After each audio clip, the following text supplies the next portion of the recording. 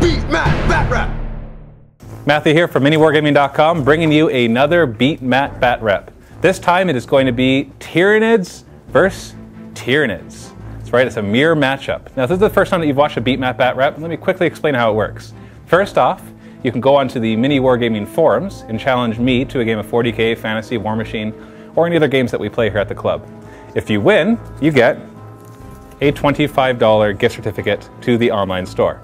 We're going to jump right into it. We're going to be doing Annihilation, 1,500 points of Tyranids versus Tyranids. And we got two very different armies, so this should be interesting. So let's jump right into the armies as well as the deployment. We're going to start by looking at Dan's Tyranids. Now, he decided to proxy in a couple models here for the Hive Tyrant and the Doom of Malantai. You'll see what I mean in just a second. We've got 1,500 points here, led by a Swarm Lord. Now, this is just the regular Hive Tyrant, but it is going to be proxying as a Swarm Lord. And then he's got a couple groups of Termagants. They have Devourers, and they also have Toxin Sacs, so they got poison attacks. And he's got two groups of 8 Gene Stealers plus 1 Broodlord, and they're upgraded like crazy. They've got Toxin Sacs, Scything Talons, I'm not sure if they have Adrenal Glands. We've got 3 Warriors, 1 with a Barb Strangler, 2 with Death Spitters, and they have Bone Swords, so their Scything Talons are proxying as Bone Swords. And we've got a large group of Hormagants here, all with Toxin Sacs. And we've got a Doom of Malantai coming in a Spore Pod. And I think that's like a toy Spore Pod that he painted up from and converted from something else from the store. And he's using a Zoanthrope to represent the Doom of Malantai, just like I did in my other games. On my side, I've decided to do something fun, because this is not an army I would normally bring in. If you were watching Mike's Paintocalypse, you would have seen all the gargoyles. This army is going to be led by 2 Hive Tyrants. It's pretty much WYSIWYG. It's the Hive Tyrant with the heavy venom cannon and bone swords and everything else in one with the wings. And we've got a Tervigon and Old One-Eye and a Trigon Prime. And then the bulk of the forces, we got these 2 Termagant squads just because I had to. They just have flesh bores. And then I got 2 groups of 25 gargoyles, no upgrades. And this is 1,500 points. So I wanted to bring in the gargoyles because Mike just painted them up, and I just had to field them in my next army. Because I've never played with them before. I heard from some people they're great, some people say they suck, so they're 6 points each, so they're not that much. This is the board we're playing on. The craters are difficult terrain, the bastions are impassable, and we got a few of the spires which are obviously impassable. And it's just going to be Annihilation. We've got about the same number of kill points, although I've got a Tervigon, so I will be spawning more kill points. So we roll off, and Dan gets first turn, so he chose his side, and he's just going to deploy right there. He's keeping his Gene Stealers in reserve so they can outflank, and the Doom of Malantai, of course, is in reserve so I can deep strike in the Spore Pod.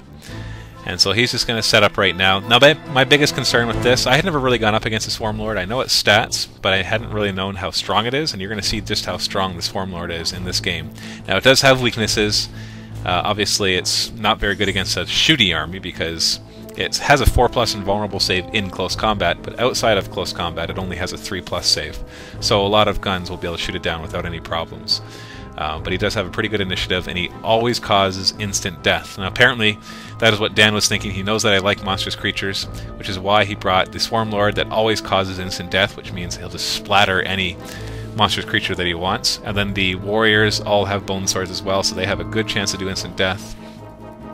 And I think that was everything. And then everything else has poison, so even if he has to charge in with Termagants or Hormagants, he'll still be able to wound on a 4 because they're all poison attacks. So he's tailored his army really well to what I normally bring. So I was very impressed by that. I threw him for a bit of a loop because I decided to bring an army that I don't normally bring, but there are still 5 monstrous creatures in here.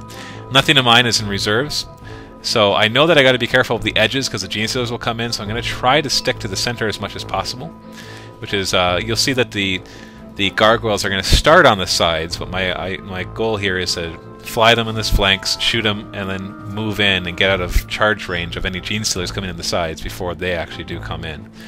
And so that is the idea there. The Hive Tyrants both have Paroxysm and Leech Essence, so I'm going to use them to drop the weapon skill and ballistic skill of whoever I can once I get into close combat. Because if I charge a Swarm Lord with a monstrous creature, he's got a higher initiative than most of my guys, and so in one hit he'll kill any monstrous creature. So I need to swarm the Swarm Lord, and I need to use my monstrous creatures to go after everything else. So you can see I'm just deploying all the gargoyles. There's a lot of gargoyles. They're a little tough to play with because they are on flying bases, but it is nice that they're plastic, as they used to be metal, which I didn't even bother trying to get gargoyles when they were metal just because I knew it would be a big pain and it'd be really expensive too. So they are a lot cheaper now that they are plastic compared to what they used to be. So do a quick flyover here. You can see his Termagants, his warriors, and Hormagaunts in the middle with the Swarm Lord right there, and then his Termagants on the other flank. And then on the other side we got a nice large group of gargoyles with Old One Eye. We got a little group of Termagants, a bunch of monstrous creatures in the middle, and just a mirror on the other side of the same thing. Luckily all my monstrous creatures except Old One Eye are Synapse. So now we're going to roll for it to see if I steal initiative. So I roll a d6, and I do. So I actually get first turn, which is really going to be helping me in this game.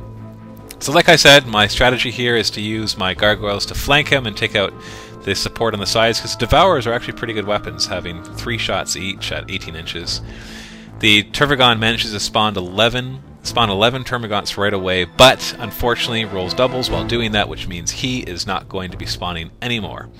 So that's kind of good because I won't be giving any more kill points away. And he gives Onslaught to the Trygon. I gave him Onslaught instead of Catalyst this time because I wanted to just try out giving my monstrous creatures the ability to run and shoot.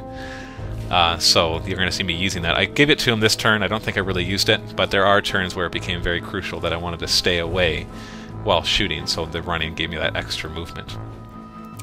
And so the gargoyles are all flying. They get to move their nice 12 inches. It's nice having something that moves pretty far. The Hive Tyrant, same thing. He's flying, so he gets to move 12 inches. He's just got Scything Talons, but he's a nice close combat beast. And then all the Termagants are just moving up, and they're going to be running. I'm going to run them separately, though, because things might get in the way. Old One Eye is moving up. Unfortunately, I wasn't thinking, and I deployed him on the same side as a Swarm Lord, so he won't be very useful, because if I try to charge a Swarm Lord, he'll just insta-kill him. I should have deployed him on the other side, so he could just charge into the warriors.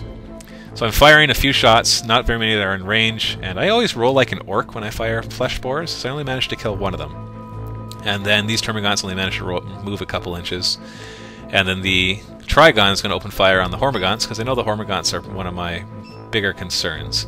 And I do manage to kill 5 of them, which is nice. Obviously they're all fearless, so they're not going to be running. And then I take a heavy Venom Cannon shot, because this will insta-kill his warriors, but unfortunately scatters off and doesn't hit any of them. If I had hit a direct hit, I most likely would have killed all 3 of those warriors in one single shot, which is why I don't like warriors. They're too easy to kill, because they cost so many points. Sure, they have 3 wounds each, but most armies have a way to drop something that's strength 8 on them and cause some damage. And other than that, everything's just moving up by running, and I think my gargoyles on the other side weren't able to fire either. So that was very uneventful for my first turn, but that's usually the way it is. So his turn 1, he's going to move up, and he's got 18-inch range on his Devourers, so he will get to do lots of shooting, which is why he wanted first turn, because he would have moved up 6 inches and got a lot of shooting there. And he's moving his warriors up. Remember, there's 2 Death Spitters and a Barb Strangler, so the Barb Strangler's nice large blast. And the Hormagaunts, of course, he's running at the same time. We do our runs at the same time for the most part, unless we think something might be getting in the way, in which case we do them separately. Because it really doesn't matter most of the time if you do running at the same time. It's a lot quicker. Swarm Lord moves up. Unfortunately, he has no real range attacks. He has some psychic powers, but other than that, these Termagants are going to move up to engage the gargoyles, hoping to kill as many as they can. So this group engages the gargoyles, who will not get any cover. They get lots of shots, 3 shots each, and they wound on 3s. But I do get a 6+ save, as you can see. I did make a few of them in there, but a good healthy number of gargoyles did get shot down, unfortunately. And then he's dropping the Barb Strangler shot down, but it scatters all the way back to the warriors. It actually hits one of the warriors, but then he rolls his save and makes it fine. The Death Spitters then fire and manage to knock out a couple of the Termagants. So luckily he didn't hit there, otherwise that could have been a lot of damage. The other Devourer Gaunts are doing the same thing to the other group of gargoyles. I do manage to, as you can see, make a few of the saves, but still there's a lot of gargoyles that do go down, so he's whittling down my forces already. So we're already at the end of round 1. We're going to be doing round 2 soon, but let's do a quick flyover so you can see exactly the state of things. The Hormagaunts are starting to drive up, and the Spearhead in the middle with a Swarm Lord beside them. He's got his Devourer Gaunts on either side, providing fire support to try to hold off my gargoyles, which are trying to flank him and get into the middle. If he can make those survive long enough, then his Gene Stealers will be able to jump in and really help. So stay tuned for round 2.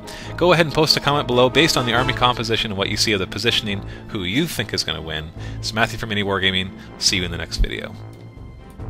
Visit miniwargaming.com to see our videos 1 month early.